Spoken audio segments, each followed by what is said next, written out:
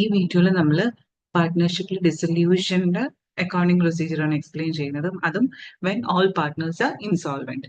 Garner versus Murray കേസിലാണെന്നുണ്ടെങ്കിൽ ഏതെങ്കിലും ഒരു പാർട്ട്ണർ ഇൻസോൾവെന്റ് ആകുമ്പോൾ വരുന്ന അക്കൗണ്ടിംഗ് പ്രൊസീജിയർ ആണ് നമ്മൾ ഡിസ്കസ് ചെയ്തത്. ഇവിടെ ആണെന്നുണ്ടെങ്കിൽ എല്ലാ പാർട്ട്നേഴ്സും ഇപ്പൊ രണ്ട് പാർട്ട്നേഴ്സ് ഉണ്ടെങ്കിൽ രണ്ടുപേരും ഇൻസോൾവെന്റ് ആവും, അല്ലെങ്കിൽ മൂന്നുണ്ടെങ്കിൽ മൂന്നുപേരും ഇൻസോൾവെന്റ് ആവുന്ന കേസാണ് ഇവിടെ ഡിസ്കസ് ചെയ്യുന്നത്.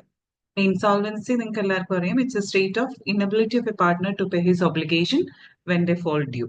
അയാളുടെ ഡെഫിഷ്യൻസിയാണ്. അയാളുടെ അസെറ്റ്, അതായത് ബിസിനസ്സിലെ അസെറ്റും അയാളുടെ പേഴ്സണൽ പ്രോപ്പർട്ടി ഒക്കെ വെച്ച് നോക്കുമ്പോൾ പോലും ലയബിലിറ്റീസ് ക്ലിയർ ആവാതെ വരുന്ന ഒരു സാഹചര്യത്തിനെയാണ് നമ്മൾ ഇൻസോൾവൻസി എന്ന് പറയുന്നത്. അപ്പോഴവർക്ക് ഡെഫിഷ്യൻസിയാണ് ഉണ്ടാവുന്നത്. അവർക്ക് അവരുടെ ഡെറ്റ് ക്ലിയർ ചെയ്യാൻ ഒരു മാർഗവും ഇല്ലാതെ വരുന്ന കേസ്. അതായത് ഒരു ബിസിനസ്സിലെ എല്ലാ പാർട്ട്നേഴ്സും ആ ഒരു സിറ്റുവേഷനിലേക്ക് എത്തപ്പെടുകയാണെന്നുണ്ടെങ്കിൽ ഫേം ഡിസോൾവ് ചെയ്തേ പറ്റൂ.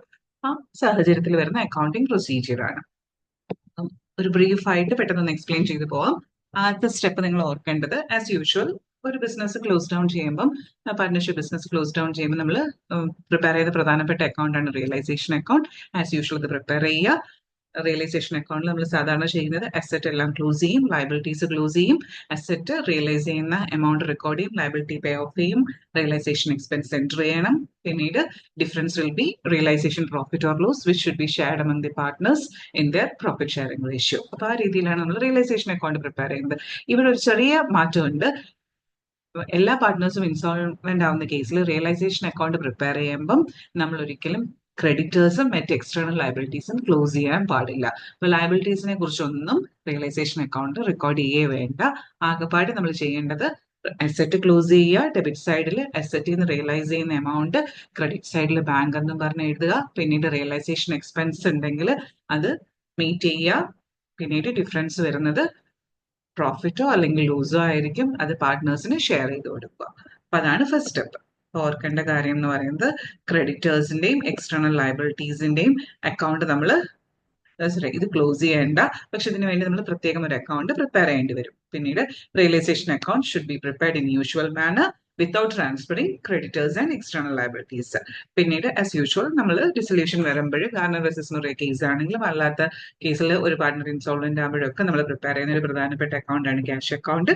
അത് പ്രിപ്പയർ ചെയ്യുക. ക്യാഷ് അക്കൗണ്ടിൽ ഓപ്പണിംഗ് ബാലൻസ് ഉണ്ടെങ്കിൽ അത് എഴുതുക. പിന്നീട് ഏതൊക്കെ രീതിയിൽ നമുക്ക് റെസീപ്റ്റ് കിട്ടിയോ അതെല്ലാം റെക്കോർഡ് ചെയ്യുക. ഡെബിറ്റ് സൈഡിൽ balance B D will be in debit side. പിന്നീട് നമുക്ക് അസെറ്റ് വിറ്റ് പൈസ ഇട്ടിട്ടുണ്ടെങ്കിൽ അത് റെക്കോർഡ് ചെയ്യുക. പിന്നീട് ഇൻസോൾവെന്റ് ആയിട്ടുള്ള പാർട്ട്നേഴ്സ് അവരുടെ പേഴ്സണൽ പ്രോപ്പർട്ടി എന്തെങ്കിലും റിക്കവർ ചെയ്തുകൊണ്ട് വന്നിട്ടുണ്ടെങ്കിൽ അത് റെക്കോർഡ് ചെയ്യുക. അപ്പൊ അതൊക്കെയാണ് നമ്മുടെ റെസീപ്റ്റ്. ആ റെസീപ്റ്റ് വെച്ച് നമ്മൾ ലയബിലിറ്റീസ് പേ ഓഫ് ചെയ്യുക. ലയബിലിറ്റീസ് പേ ഓഫ് ചെയ്യുന്ന സമയത്ത് നമ്മൾ ഓർക്കേണ്ട കാര്യം, first preference should be given for meeting realisation expense. ഈ കിട്ടിയ പൈസ കൊണ്ട് ആദ്യം റിയലൈസേഷൻ എക്സ്പെൻസ് ക്ലിയർ ചെയ്യുക. അതിനുശേഷമുള്ള എമൗണ്ട് ആണ് ക്രെഡിറ്റേഴ്സും എക്സ്റ്റേണൽ ലയബിലിറ്റീസും ക്ലിയർ ഓഫ് ചെയ്യാനായിട്ട് യൂസ് ചെയ്യേണ്ടത്. ഓക്കെ. പിന്നീട് മിച്ചം എന്തെങ്കിലും മിച്ചമൊന്നും വരത്തില്ല. ഇൻസോൾവൻസി എന്ന് പറഞ്ഞാൽ പാർട്ട്നേഴ്സിന്റെ കയ്യിൽ ഒരു രൂപ പോലും ഇല്ലാത്തൊരു കേസിലാണ് ഇൻസോൾവെന്റ് ആവുന്നത്. ഓക്കെ. പിന്നീട് the unpaid balance in the creditors account. ഇതിനുശേഷം ക്യാഷ് അക്കൗണ്ട് പ്രിപ്പയർ ചെയ്തതിനു ശേഷം നമ്മൾ realisation account, creditors account, liability ആണ്, മെയിൻ ലയബിലിറ്റി ആയിരിക്കും, അത് പ്രിപ്പയർ ചെയ്യുക. അപ്പോൾ പ്രിപ്പയർ ചെയ്ത് ഉള്ള പൈസ വെച്ച് നമ്മൾ ക്രെഡിറ്റേഴ്സിന് പേ ഓഫ് ചെയ്യുക. മിച്ചം ഇനി എന്തെങ്കിലും കൊടുക്കാനുണ്ടെങ്കിൽ അത് ഡെഫിഷ്യൻസി അക്കൗണ്ടിലോട്ട് കൊണ്ടുപോകും. അപ്പോൾ ഇവിടെ വരുന്ന ഒരു പ്രധാനപ്പെട്ട അക്കൗണ്ട് ആണ് ഡെഫിഷ്യൻസി അക്കൗണ്ട്. അതായത് നമുക്ക് ലയബിലിറ്റീസ്, ബിസിനസിന് ലയബിലിറ്റീസ് ക്ലിയർ ഓഫ് ചെയ്യാൻ പറ്റിയില്ല എന്നുണ്ടെങ്കിൽ, ക്രെഡിറ്റേഴ്സിന് പൈസ കൊടുക്കാൻ പറ്റാതെ വരുവാണെന്നുണ്ടെങ്കിലോ, അല്ലെങ്കിൽ മറ്റ് എക്സ്റ്റേണൽ ലയബിലിറ്റീസ് കൊടുത്തു തീർക്കാൻ പറ്റാതെ വരുമെങ്കിലോ, അല്ലെങ്കിൽ ഏതെങ്കിലും പാർട്ട്ണറിന്റെ ലോൺ കൊടുത്തു തീർക്കാൻ പറ്റാതെ വരുവാണെന്നുണ്ടെങ്കിലോ, വേറെ എവിടുന്നും എമൗണ്ട് റേസ് ചെയ്യാനില്ല. അസറ്റ് വിറ്റ് കിട്ടിയതെല്ലാം കൊടുത്തു തീർത്തു. പിന്നീട് പാർട്ട്നേഴ്സ് കൊണ്ടുവന്ന എന്തെങ്കിലും പ്രൈവറ്റ് എസ്റ്റേറ്റിൽ നിന്ന് കൊണ്ടുവന്ന എമൗണ്ട് എന്തെങ്കിലും അതും കൊടുത്ത് തീർത്തിട്ട് വീണ്ടും നമ്മൾ ഇനിയും കൊടുക്കാനുണ്ടെങ്കിൽ അതിനെ ഒന്നും ചെയ്യാൻ കഴിയില്ല. We need to transfer that amount to an account called deficiency account. അപ്പൊ ഈ കേസിൽ ഓർത്ത് വെച്ചേക്കണം ഈ ഡെഫിഷ്യൻസി അക്കൗണ്ട്. പിന്നീട് അതുപോലെ ഞാൻ പറഞ്ഞാണ്, പാർട്ട്നേഴ്സ് ലോൺ ഉണ്ടെങ്കിൽ it should be transfer to deficiency account.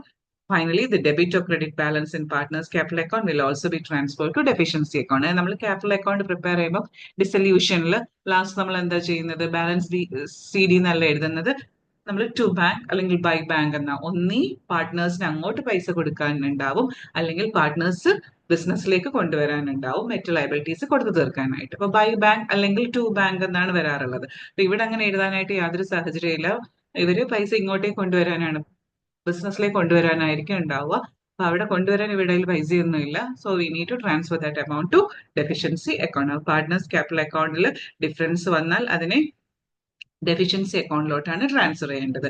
ഏത് കേസിലാണ്? When all partners are insolvent. ഇനി നമുക്ക് ഡെഫിഷ്യൻസി അക്കൗണ്ട് പ്രിപ്പയർ ചെയ്യാം. ഡെഫിഷ്യൻസി അക്കൗണ്ട് ഡെബിറ്റ് സൈഡും ക്രെഡിറ്റ് സൈഡും ഈക്വൽ ആയിട്ട് വരണം. ഓക്കെ, ഇനി ഈ പ്രോബ്ലം ഒരു ഇലിസ്ട്രേഷൻ ഒന്ന് വർക്ക്ഔട്ട് ചെയ്ത് നോക്കാം. See here, two partners are there. A and B were partners in a firm sharing profits and losses equally. Their balance sheets as on 31st December is given here. എന്തൊക്കെയുണ്ട് balance sheet? അതായത് ഇവരുടെ ഡിസൊല്യൂഷന്റെ ഒരു problem ആണ്. ഇവിടെ പറയുന്നില്ല, last എത്തുമ്പോഴത്തേക്ക് നമുക്ക് മനസ്സിലായത് dissolution ആണെന്ന്. ലയബിലിറ്റീസും അസറ്റ്സും തന്നിട്ടുണ്ട്. 31st December 2024 ലയബിലിറ്റി സൈഡിൽ ക്രെഡിറ്റേഴ്സ് ഒരു ലയബിലിറ്റി ഉണ്ട്. പിന്നീട് ക്യാപിറ്റൽ ഒരാളുടെ മാത്രമേ തന്നിട്ടുള്ളൂ, എയുടെ മാത്രം. ഇനി ഒരാളും കൂടെ ഉണ്ട്, ബിയും കൂടെ ഉണ്ട്. ബിയുടെ ക്യാപിറ്റൽ ലയബിലിറ്റി സൈഡിൽ ഇല്ല, കാരണം അയാൾ ഓവർഡ്രോൺ ബാലൻസ് ആയിരിക്കും, അത് അസറ്റ് സൈഡിൽ ഉണ്ടാവും. ഓക്കെ, നമുക്ക് അസറ്റ് സൈഡ് ചെക്ക് ചെയ്യാം. First of all, cash at bank, then debtors, stock, furniture, plant and machinery, and here is B's capital. Overdrawn ആയതാണ് ലയബിലിറ്റി സൈഡിനുള്ള പകരം നമ്മൾ അസറ്റ് സൈഡിൽ ബിയുടെ ക്യാപിറ്റൽ റെക്കോർഡ് ചെയ്തിരിക്കുന്നത്. ഇനി അടുത്തത് ദി അസറ്റ്സ് വെർ റിയലൈസ്ഡ്, അതായത് ഡിസൊല്യൂഷൻ ആണ്. അസറ്റ്സ് വിറ്റ് പൈസ കിട്ടി. ഏതൊക്കെ അസറ്റ് ആയിരുന്നു ഉണ്ടായിരുന്നത്? ബാലൻസ് ഷീറ്റിൽ നമുക്ക് ഉണ്ടായിരുന്ന അസറ്റ് ക്യാഷ് ഒഴിച്ച് ബാക്കി എല്ലാവരും ക്ലിയർ ഓഫ് ചെയ്തു. സ്റ്റോക്ക് 62,500 rupeesന്റെ സ്റ്റോക്ക് ആയിരുന്നു, 35,000 റിയലൈസ് ചെയ്ത് കിട്ടി. ഫേർണിച്ചർ 40,000 രൂപയുടെ ഫേർണിച്ചറിന് 20,000 രൂപയാണ് കിട്ടിയത്. പിന്നീട് ഡെറ്റേഴ്സ് 50,000 രൂപയുടെ ഡെറ്റേഴ്സ്, അത് 50,000 കളക്ട് ചെയ്തെടുത്തു. പ്ലാന്റ് ആൻഡ് മെഷീനറി വർത്ത് 1,47,500 ഉണ്ടായിരുന്നു, അത് വിറ്റപ്പം 70,000 രൂപയാണ് കിട്ടിയത്. അസറ്റ്സ് എല്ലാം റിയലൈസ് ചെയ്ത് ഈ എമൗണ്ട് ആണ് റിസീവ് ചെയ്തിരിക്കുന്നത്. ഓക്കെ, ഇനി അടുത്തത് ക്വസ്റ്റനിൽ പറയുന്നത് realisation expense amounted to 15,000 rupees. അതായത് ഇവർ ബിസിനസ് ക്ലോസ് ചെയ്യാൻ നേരം അസറ്റ്സ് എല്ലാം വിൽക്കുമല്ലോ, അപ്പൊ ആ വിൽക്കുന്നതിന് വേണ്ടി ഉണ്ടായ ചെലവാണ് 15,000 rupees റിയലൈസേഷൻ എക്സ്പെൻസ് ഉണ്ടായി. പിന്നീട് പറയുന്നു A's private estate was not sufficient even to pay his private liabilities whereas ₹5,000 were collected from the private estate of B. അതായത് എയുടെ പ്രൈവറ്റ് എസ്റ്റേറ്റിൽ നിന്ന്, പ്രൈവറ്റ് പ്രോപ്പർട്ടിയിൽ നിന്ന് ഒന്നും കൊണ്ടുവരാൻ സാധിച്ചില്ല, കാരണം അയാൾക്ക് അയാളുടെ പേഴ്സണൽ ലയബിലിറ്റി ക്ലിയർ ചെയ്യാൻ പോലും അയാളുടെ പൈസ ഉണ്ടായിരുന്നില്ല. എനിവേ, ബിയുടെ പ്രൈവറ്റ് എസ്റ്റേറ്റിൽ നിന്ന് അയാൾ 5,000 രൂപ ബിസിനസ്സിലേക്ക് ഡിസൊല്യൂഷൻ സമയത്ത് കൊണ്ടുവന്നു. Okay. Now we were asked to close the books of the firm by opening realization account, bank account, creditors account, partners capital account, and deficiency account, assuming all partners are insolvent. അവിടെ ഇവിടെ എത്തിയപ്പോഴാണ് നമുക്ക് മനസ്സിലായത് എല്ലാവരും insolvent ആണ്. അപ്പൊ എല്ലാവരും insolvent ആയുള്ള രീതിയിലുള്ള അക്കൗണ്ടിങ് പ്രൊസീജിയർ വേണം ഫോളോ ചെയ്യാനായിട്ട്. First of all let's prepare realisation account. Realisation അക്കൗണ്ടിൽ എന്നാ പ്രത്യേകതയുള്ളത്? ആസ് യൂഷ്വൽ നമ്മൾ പ്രിപ്പയർ ചെയ്യുക. ഓർക്കേണ്ട കാര്യം, ലയബിലിറ്റീസ് ആയ ക്രെഡിറ്റേഴ്സോ മറ്റ് എക്സ്റ്റേണൽ ലയബിലിറ്റി ഉണ്ടെങ്കിൽ അത് ക്ലോസ് ചെയ്യാനായിട്ട് പാടില്ല റിയലൈസേഷൻ അക്കൗണ്ടിൽ. നമുക്ക് സ്റ്റാർട്ട് ചെയ്യാം. First of all, we can close all the assets by transferring it to or by debiting it in realisation account. ഇപ്പൊ എൻട്രി വരുന്നത് ഇങ്ങനെയാണ്: റിയലൈസേഷൻ അക്കൗണ്ട് ടു ഡെറ്റേഴ്സ്. അത് ഏത് വാല്യൂസ് യൂസ് ചെയ്യാനുള്ള? ബാലൻസ് ഷീറ്റ് വാല്യൂസ് ആണ് use ചെയ്യേണ്ടത്. ഡെറ്റേഴ്സിനെ എല്ലാത്തിനെയും നമ്മൾ ക്ലോസ് ചെയ്യുകയാണ്. ബാലൻസ് ഷീറ്റ് വാല്യൂസ് യൂസ് ചെയ്ത് ക്ലോസ് ചെയ്യുക. ഇതാണ് first step. This is the first step in realization account.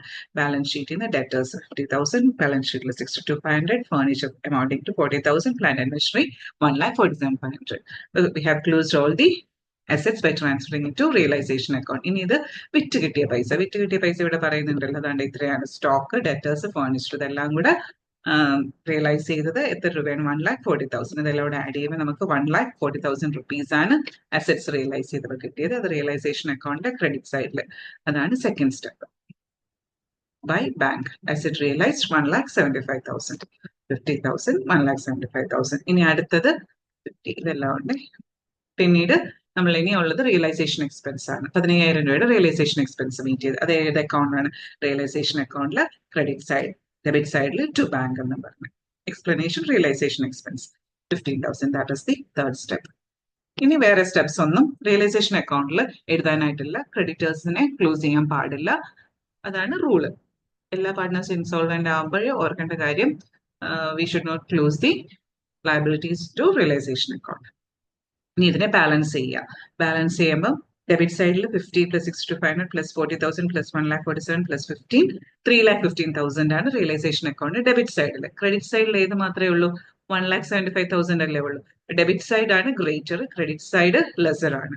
Loss ആണ് വരുന്നത്. അപ്പൊ ലോസ് എത്ര വരും? 3,15,000 മൈനസ് 1,75,000, that is 1,40,000. ഈ 1,40,000 എന്താണ്? Actually it is realisation loss. It is shared between A and B in profit sharing ratio. ക്വസ്റ്റനിൽ profit sharing ratio equally എന്നാണ് പറയുന്നത്. സോ ദാറ്റ് 1,40,000 ഇതാണ് ബാലൻസിങ് ഫിഗർ. ഇത് A's capital B's capital equally ആണ് share ചെയ്തേക്കുന്നത്. നമ്മൾ റിയലൈസേഷൻ അക്കൗണ്ട് പ്രിപ്പയർ ചെയ്ത് കഴിഞ്ഞു. അടുത്തത് നമ്മൾ ക്യാപിറ്റൽ അക്കൗണ്ട് ആണ്. ക്യാപിറ്റൽ അക്കൗണ്ട് ആരുടെയൊക്കെയാണ്? എയുടെയും ബിയുടെയും കോളംനാർ ഫോമാറ്റിൽ പ്രിപ്പയർ ചെയ്യുക. ആദ്യം എന്ത് വെച്ചാണ് സ്റ്റാർട്ട് ചെയ്യുന്നത്? ഓപ്പണിംഗ് ബാലൻസ് വെച്ചാണ്. അതിൽ എക്ക് ക്രെഡിറ്റ് ബാലൻസും ബിക്ക് ഓവർ ഡ്രോൺ ആയിട്ട് ഡെബിറ്റ് ബാലൻസും ആണ്. അതാണ് ആദ്യത്തെ സ്റ്റെപ്പ്. ഇപ്പൊ ക്യാപിറ്റൽ അക്കൗണ്ട് പ്രിപ്പയർ ചെയ്യുക. By balance brought down. എയുടേത് ക്രെഡിറ്റ് ബാലൻസ്, ബിയുടേത് to balance brought down debit balance ആണ്. അപ്പൊ ഇതാണ് first step. Balance brought down ചെയ്യുന്നതാണ് ഫസ്റ്റ് സ്റ്റെപ്പ്. എയുടെയും ബിയുടെയും രണ്ട് സൈഡിലായെന്നേ ഉള്ളൂ. ബി ഓവർ ഡ്രോൺ ആയതാണ് ഡെബിറ്റ് ബാലൻസ് വന്നത്. ഇനി അടുത്തത് നമ്മളുടെ ഈ റിയലൈസേഷൻ ലോസിനെ ട്രാൻസ്ഫർ ചെയ്ത് ക്യാപിറ്റൽ അക്കൗണ്ടിലോട്ട്, A's capital B's capital realisation loss അതിനെ ക്യാപിറ്റൽ അക്കൗണ്ടിലോട്ട് കൊണ്ടുവരിക. ഡെബിറ്റ് സൈഡിൽ ടു റിയലൈസേഷൻ, അതാണ് സെക്കൻഡ് സ്റ്റെപ്പ്. റിയലൈസേഷൻ ലോസിനെ കൊണ്ടുവന്നു 70,000 70,000. ഓക്കെ. ഇനി അടുത്ത എന്താന്ന് വെച്ചാൽ ഇവരാരെങ്കിലും, അതായത് എയും ബിയും ഇൻസോൾവെന്റ് ആയി പോയി, ഇവരാരെങ്കിലും അവരുടെ പ്രൈവറ്റ് പ്രോപ്പർട്ടിയിൽ നിന്ന് എന്തെങ്കിലും ബിസിനസ്സിലേക്ക് കൊണ്ടുവന്നിട്ടുണ്ടോ ഡിസൊല്യൂഷൻ ടൈമിലുള്ള ലയബിലിറ്റീസ് സെറ്റിൽ ചെയ്യാനായിട്ട്? അപ്പൊ ഇവിടെ പറയുന്നത് എ ഒന്നും കൊണ്ടുവന്നിട്ടില്ല, ബി 5,000 രൂപ കൊണ്ടുവന്നു. അപ്പൊ അയാൾ 5,000 രൂപ ബിസിനസ്സിലേക്ക് കൊണ്ടുവരുവല്ലേ ചെയ്യുന്നത്. So he brings 5,000 rupees. So entry വലിയ നമ്മൾ ബിസിനസിന്റെ അക്കൗണ്ട്സ് ആണ് എഴുതുന്നത്. ബിസിനസ്സിലേക്ക് 5,000 രൂപ വന്നു. From whom? From B. Entry will be bank account debtor to B's capital. B capital അക്കൗണ്ടിൽ ബൈ ബാങ്ക്. ഇതാണ് തേർഡ് സ്റ്റെപ്പ് വരുന്നത്. By bank third step. എത്ര? 5,000. ഇനി മറ്റ് എൻട്രീസ് ഒന്നും തന്നെ ഇല്ല. നമ്മൾ ബ്രോ ഡൗൺ ചെയ്തു, റിയലൈസേഷൻ ലോസിനെ എൻട്രി ചെയ്തു, പിന്നീട് പാർട്ട്നേഴ്സ് കൊണ്ടുവന്ന എമൗണ്ട് റെക്കോർഡ് ചെയ്തു. വേറെ ഒന്നും തന്നെ ഇല്ല. പാർട്ട്നേഴ്സുമായിട്ട് റിലേറ്റ് ചെയ്തതല്ലേ നമുക്ക് പാർട്ട്നേഴ്സ് ക്യാപിറ്റൽ അക്കൗണ്ടിൽ പോസ്റ്റ് ചെയ്യാൻ പറ്റും. വേറെ ഒരു ട്രാൻസാക്ഷനും ഇല്ല. Now we can balance the account. ആദ്യം എയുടെ ബാലൻസ് ചെയ്തു. എയുടെ ബാലൻസ് ചെയ്തപ്പം എയുടെ debit side total 70,000 credit side total 60. നമ്മൾ എൻ്റർ ചെയ്തത് രണ്ടും അല്ലേ? 60,000. അങ്ങനെ എത്ര ഉണ്ട്? ഡെഫിഷ്യൻസി ഓഫ് 10,000 ഉണ്ട്. 70,000 രൂപയാണ് വേണ്ടത്. 60,000 രൂപ ഓൾറെഡി അയാളുടെ ക്യാപിറ്റൽ ഉണ്ട്. Balance ഡെഫിഷ്യൻസിയാണ്. he can't bring this amount in cash because he is insolvent. അതുകൊണ്ടാണ് അതിനെ ഏത് അക്കൗണ്ടിലോട്ട് ട്രാൻസ്ഫർ ചെയ്തത്? ഡെഫിഷ്യൻസി എന്ന് പറഞ്ഞ് ട്രാൻസ്ഫർ ചെയ്തത്. അല്ലാതെ നമ്മൾ ബൈ ബാങ്ക് എന്നായിരുന്നു എഴുതുന്നത്. അയാൾ 10,000 രൂപ ബിസിനസ്സിലേക്ക് കൊണ്ടുവരുക വേണ്ടത് മറ്റ് ക്ലെയിമുകൾ സെറ്റിൽ ചെയ്യാനായിട്ട്. പക്ഷെ ഇവിടെ അയാൾ ഇൻസോൾവെന്റ് ആയതുകൊണ്ട് അയാൾക്ക് 1 രൂപ പോലും കൊണ്ടുവരാൻ പറ്റില്ല. So we should transfer that money to deficiency account.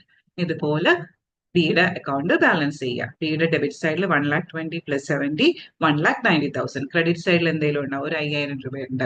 5,000 രൂപ അയാൾ കൊണ്ടുവന്നു. 1,90,000 ബാലൻസ് ആണ് വേണ്ടത്. അയാൾ 5,000 രൂപ കൊണ്ടുവന്നു.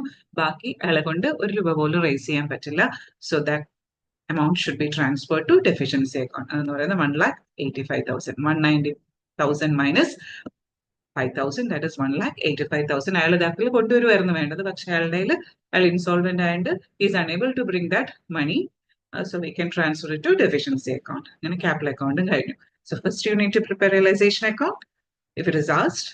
പിന്നീട് പാർട്ട്നേഴ്സ് ക്യാപിറ്റൽ അക്കൗണ്ട്. പിന്നീട് പ്രിപ്പയർ ചെയ്യാറുള്ളത് ക്യാഷ് അക്കൗണ്ട് ആണ്. പക്ഷെ ഇവിടെ ക്യാഷ് അക്കൗണ്ട് പ്രിപ്പയർ ചെയ്യുന്നതിന് മുന്നേ പിന്നീട് ക്യാഷ് അക്കൗണ്ട് ആണ് നമുക്ക് പ്രിപ്പയർ ചെയ്യേണ്ടത്. ക്യാപിറ്റൽ അക്കൗണ്ട് കഴിഞ്ഞ് ക്യാഷ് അക്കൗണ്ട് തന്നെയാണ് അടുത്തത്. ക്യാഷ് അക്കൗണ്ട് അല്ലെങ്കിൽ it's otherwise known as bank account. ഒരു അസറ്റ് അക്കൗണ്ട് അല്ലേ? ഓപ്പണിംഗ് ബാലൻസ് ഉണ്ട്, കാരണം ബാലൻസ് ഷീറ്റിൽ ക്യാഷ് തന്നിട്ടുണ്ടല്ലോ. Cash at bank opening balance തന്നെ ഇവിടെ കിടപ്പുണ്ട്. Cash at bank 30,000. Balance B D എന്ന് പറഞ്ഞ് സ്റ്റാർട്ട് ചെയ്യുക. ക്യാപിറ്റൽ അക്കൗണ്ട് കഴിഞ്ഞ് പ്രിപ്പയർ ചെയ്യേണ്ടത് ബാങ്ക് അക്കൗണ്ട് ആണ്. Balance B D 30,000 first step. ഇനി നമ്മൾ ചിന്തിക്കേണ്ടത് എന്തൊക്കെ നമ്മുടെ ബിസിനസ്സിലേക്ക് ക്യാഷ് ആയിട്ട് വന്നു പോയി. റെസീപ്റ്റും പേയ്മെന്റിനെ കുറിച്ച് ചിന്തിക്കുക. റെസീപ്റ്റ് ആണെന്നുണ്ടെങ്കിൽ ഡെബിറ്റ് സൈഡിലും റെസീപ്റ്റ് റിസീവ് ചെയ്ത അസറ്റ് കൂടില്ലേ? അസറ്റ് കൂടുന്ന ഡെബിറ്റ് ബാലൻസ്. പേയ്മെന്റ് ആണെങ്കിൽ നമ്മുടെ അസറ്റ് കുറയും. പൈസ കൊടുക്കുന്നതനുസരിച്ച് ബാങ്ക് ബാലൻസ് കുറഞ്ഞുകൊണ്ടിരിക്കും. That should be posted in credit side. അപ്പൊ റെസീപ്റ്റ് എന്തൊക്കെ ഉണ്ടെന്ന് നോക്കാം. നമുക്ക് എന്തൊക്കെയാണ് ബിസിനസ് ക്ലോസ് ചെയ്യുന്ന സമയത്ത് നമ്മൾ അസറ്റ് എല്ലാം റിയലൈസ് ചെയ്ത് എത്ര രൂപ കിട്ടിയായിരുന്നു? 1,75,000. ഇത് റിയലൈസേഷൻ അക്കൗണ്ടിൽ നിന്നുള്ള പോസ്റ്റിംഗ് ആണ്. ഫസ്റ്റ് ഓപ്പണിംഗ് ബാലൻസ്, പിന്നീട് റിയലൈസേഷൻ എമൗണ്ട്, അതായത് അസറ്റ് എല്ലാം കൂടെ വിറ്റ് 1,75,000 കിട്ടി. ഈ കറസ്പോണ്ടിങ് എൻട്രി ആണ് ഇവിടെ വരുന്നത്. It's A receipt for the business. അതുകൊണ്ടാണ് ഡെബിറ്റ് സൈഡിൽ. അങ്ങനെ 30,000 രൂപ ഓൾറെഡി നമ്മുടെ കയ്യിലുണ്ട്. പിന്നീട് അസറ്റ് എല്ലാം വിറ്റ് 1,75,000 റുപ്പീസ് കിട്ടി. ഇനി എന്തെങ്കിലും കിട്ടിയോ? ഒരു പാർട്ട്ണർ കൊണ്ടുവന്നില്ലേ പൈസ? പാർട്ട്ണർ ക്യാപിറ്റൽ അക്കൗണ്ട് കിടപ്പുണ്ട്, വേണ്ടേ? ബാങ്ക് എന്ന് പറഞ്ഞ ഈ കറസ്പോണ്ടിങ് എൻട്രി വരും. ആരാ കൊണ്ടുവന്നത്? ബി ആണ് കൊണ്ടുവന്നത്. So we need to write B's capital in debit side. B ആണ് ആ എമൗണ്ട് കൊണ്ടുവന്നത്. C B's capital 5,000. അതാണ് third step. First step, second step, third step. ഇനി വേറെ റെസീപ്റ്റ് ഒന്നും തന്നെ ഇല്ല. ഇനി എന്തെങ്കിലും നമ്മൾ പേ ചെയ്തിട്ടുണ്ടോ എന്ന് നോക്കാം. എന്ത്? നമ്മൾ റിയലൈസേഷൻ എക്സ്പെൻസ്, അതാണ് ഓർഡർ. ആദ്യം നമ്മളുടെ കയ്യിലുള്ള പൈസ വെച്ച്, കാരണം ബിസിനസ് ക്ലോസ് ചെയ്യാണ്, അപ്പൊ അവർക്ക് ഇത്രയും രൂപ റേസ് ചെയ്യാൻ പറ്റി, 2,10,000 റുപ്പീസ്. അതിൽ ആദ്യം നമ്മൾ എന്താണ് ക്ലിയർ ചെയ്യേണ്ടത്? റിയലൈസേഷൻ എക്സ്പെൻസ് ക്ലിയർ ചെയ്യണം. ഇത് റിയലൈസേഷൻ അക്കൗണ്ടിൽ നിന്ന് വരുന്ന കറസ്പോണ്ടിങ് എൻട്രി ആണ്. റിയലൈസേഷൻ എക്സ്പെൻസ് 15,000, അത് ഫോർത്ത് സ്റ്റെപ്പ്. ഇനി എന്താണുള്ളത്? ഇനി ബാക്കി ലയബിലിറ്റീസ് കൊടുത്തു തീർക്കുക. ഇവിടെ ഏത് ലയബിലിറ്റിയേ ഉള്ളൂ? ക്രെഡിറ്റർ എന്ന് പറഞ്ഞൊരു ലയബിലിറ്റിയേ ഉള്ളൂ. ക്രെഡിറ്റർ ടോട്ടൽ എത്ര രൂപയാണ് കൊടുക്കാനുള്ളത്? ബാലൻസ് ഷീറ്റിൽ നോക്കുക. ക്രെഡിറ്റേഴ്സിന് എല്ലാം കൊണ്ട് നമ്മൾ 3,90,000 റുപ്പീസ് കൊടുക്കാനുണ്ട്. അപ്പൊ അത്ര ഉണ്ടോ എന്ന് നോക്കാം. നമ്മുടെ കയ്യിൽ ബാങ്ക് ബാലൻസ് ആകെപ്പാടെ 2,10,000 ഉള്ളു. 3,90,000 വേണം ക്രെഡിറ്റേഴ്സിനെ സെറ്റിൽ ചെയ്യാൻ. നമ്മുടെ കയ്യിൽ 2,10,000 ഉണ്ട്. അതിൽ 15,000 രൂപ ഓൾറെഡി റിയലൈസേഷൻ എക്സ്പെൻസ് ആയിട്ട് പോയും കഴിഞ്ഞു, കൊടുത്തും കഴിഞ്ഞു. ഇനി മിച്ചം എത്രയേ ഉള്ളൂ? 2,10,000 മൈനസ് 15,000, ദാറ്റ് ഇസ് 1,95,000. അത് നമുക്ക് ആർക്ക് കൊടുക്കാം? ക്രെഡിറ്റേഴ്സിന് കൊടുക്കാം. അപ്പൊ ക്രെഡിറ്റേഴ്സിന് യഥാർത്ഥത്തിൽ 3,90,000 ആയിരുന്നു കൊടുക്കാനുണ്ടായിരുന്നത്. പക്ഷെ അത്രയും പൈസ നമ്മുടെ കയ്യിലില്ല. ഉള്ള പൈസ ആദ്യം ആർക്ക് കൊടുത്തു തീർക്കുക? ക്രെഡിറ്റേഴ്സിന് 1,95,000 കൊടുത്തു. ബാക്കിയും കൊടുക്കാനുണ്ട്. അത് ഡെഫിഷ്യൻസിയിലോട്ട് പോകും. ഈ ബാങ്ക് അക്കൗണ്ട് കഴിഞ്ഞു. മിച്ചമുള്ളത് ക്രെഡിറ്റേഴ്സിനും ഇനിയും മിച്ചം ഉണ്ടായിരുന്നെങ്കിൽ നമുക്ക് പാർട്ട്നേഴ്സിനൊക്കെ കൊടുക്കാമായിരുന്നു. പക്ഷെ ഇവിടെ അങ്ങനെ ഇല്ല. ഇനി അടുത്തത് ഡെഫിഷ്യൻസി അക്കൗണ്ട് ആണ്. ബാങ്ക് അക്കൗണ്ടിന്റെ ബാലൻസ് എന്തെങ്കിലും ഉണ്ടെങ്കിൽ നമ്മൾ ആദ്യം ക്രെഡിറ്റേഴ്സിനെ സെറ്റിൽ ചെയ്യാൻ യൂസ് ചെയ്യാം. ഇനി deficiency account. Deficiency account corresponding entries ആണ് വരുന്നത്. ഏതിൽ നിന്നൊക്കെയുള്ള? പാർട്ട്നേഴ്സ് ക്യാപിറ്റലിൽ നിന്നും സൺട്രി ക്രെഡിറ്റേഴ്സിൽ നിന്നുമുള്ള പിന്നെ കറസ്പോണ്ടിങ് എൻട്രി അല്ലെ. ക്യാപിറ്റൽ അക്കൗണ്ടിൽ നിന്ന് ഈ കറസ്പോണ്ടിങ് എൻട്രി ഇവിടെ ക്രെഡിറ്റ് സൈഡിൽ, ഇപ്പൊ ഡെഫിഷ്യൻസി അക്കൗണ്ടിൽ ഇത് ഡെബിറ്റ് സൈഡിൽ എന്തൊക്കെ പറഞ്ഞു എഴുതും? Ace capital, Bs capital in debit side. Deficiency അക്കൗണ്ടിൽ ഡെബിറ്റ് സൈഡിൽ ace capital 10,000, B's capital 1,85,000. Okay. ഇനി വരുന്ന കറസ്പോണ്ടിങ് എൻട്രി എവിടെ നിന്നാണ്? ബാങ്ക് അക്കൗണ്ട്, സൺട്രി ക്രെഡിറ്റേഴ്സ് അക്കൗണ്ടിൽ നിന്ന്. അവിടെ ഒരു ഡെഫിഷ്യൻസി. ബാങ്ക് അക്കൗണ്ടിൽ ഡെഫിഷ്യൻസി ഇതൊന്നും എഴുതിയിട്ടില്ല, അവിടെ നിന്നൊന്നും വരാനില്ല. ഇനി ക്രെഡിറ്റേഴ്സ് അക്കൗണ്ടിൽ വേണ്ടേ ഡെഫിഷ്യൻസി. ക്രെഡിറ്റേഴ്സ് അക്കൗണ്ട് ഞാൻ പറഞ്ഞില്ല എന്താന്ന് അല്ലെ. ക്രെഡിറ്റേഴ്സ് അക്കൗണ്ട് പ്രിപ്പയർ ചെയ്യുന്ന ഇങ്ങനെയാണ്. Opening balance 3,90,000. ആദ്യം ക്രെഡിറ്റേഴ്സ് അക്കൗണ്ട് എഴുതേണ്ടത്. ബാങ്ക് അക്കൗണ്ട് കഴിഞ്ഞതിന് ശേഷം 3,90,000. അതില് പിന്നീട് നമുക്ക് 1,95,000 കൊടുക്കാൻ പറ്റി. അതായത് ഏത് അക്കൗണ്ടിൽ നിന്ന് വന്ന? ബാങ്ക് അക്കൗണ്ടിൽ നിന്നുള്ള കറസ്പോണ്ടിങ് എൻട്രി ഇത്, ഈ 1,95,000.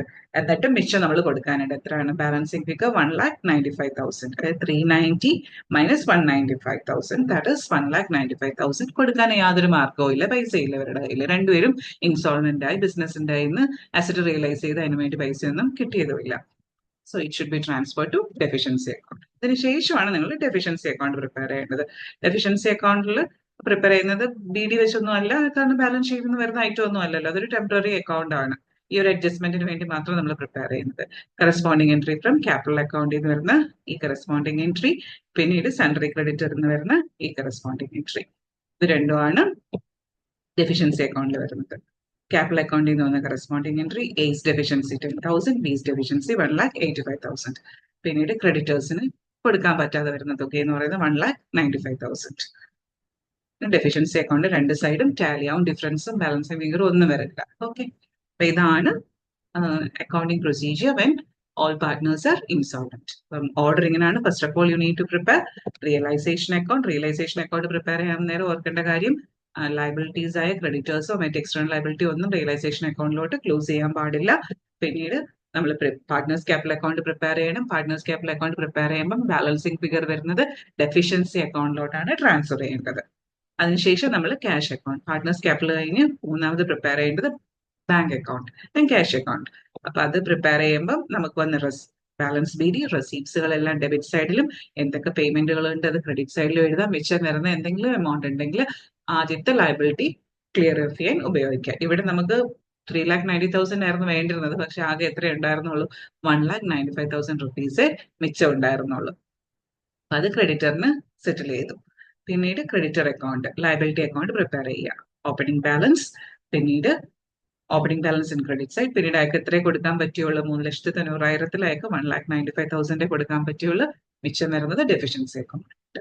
അത് കഴിഞ്ഞു ക്രെഡിറ്റേഴ്സ് അക്കൗണ്ട്. മറ്റ് ലയബിലിറ്റീസ് ഒന്നും ഇല്ലാത്തതുകൊണ്ട് ആ ലയബിലിറ്റി അക്കൗണ്ട് വേണ്ട.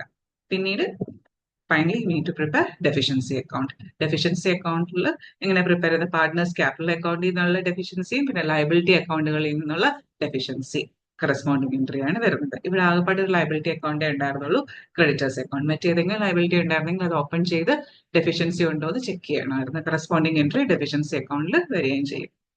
Okay, that's all. Thank you.